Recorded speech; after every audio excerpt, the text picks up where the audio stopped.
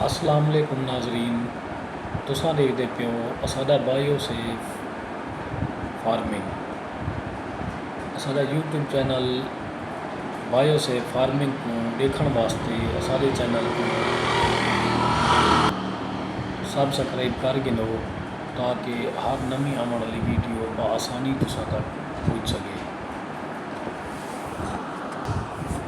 नाजरीन, कल एक गवर्नमेंट की खबर ॾिठी असे कि रमज़ान शुगर मिल चिनियोट वाली चलन का ऐलान कर दितस 1 अक्तूबर 1 नवंबर 2025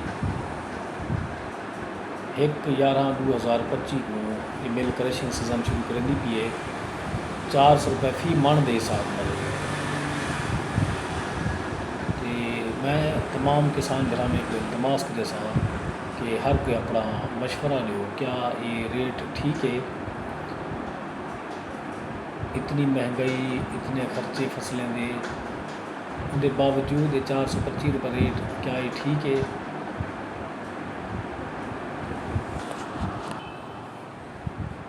जिहड़ी चनियोट शुगर मिल चलती पी है उन इलाके में तो बहुत ज़्यादा सैलाब है, उतना रस्ते का भी मसला है, काफ़ी लोग परेशान थी सन, कमान के छलाया को ना थी सकन, मज़ीद 1 महीना उठा ज़मीन को ना सकन, कमान के कटाया को ना थी सन। अगर कटाया थी भी वैसन तो उतो बिना निकलन बड़ा मुश्किल है। गवर्नमेंट का यह फैसला समझ तो बाहर है। अगर उन्हें शुगर मिला चलावने हम तो रहीम यार खान शुगर मिला चलावे रहा तो रेट कम अज़ कम 500 रुपये करे ना। उन तो इलावा DAP के रेट देखो कितना महंगा थी चुके, पेस्टिसाइड दवाएं का रेट कितना महंगा थी चुके।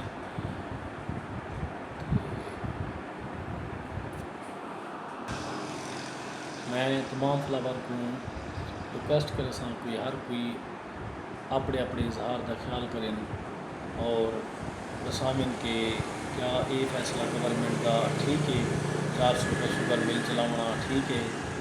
किसाने के उत्ते जुल्म किया वेंदा पे, इन बारे में एहतजाज करो। जुड़े रहो सारे यूट्यूब चैनल के नाल ताकि तुसा को हर नवी आने वाली वीडियो बआसानी तुसा तक पहुँच सके। अज का व्लॉग कंप्लीट था, कल एक नवे व्लॉग के नाल इंशाअल्लाह मुलाकात थी से। अज अल्लाह हाफिज़।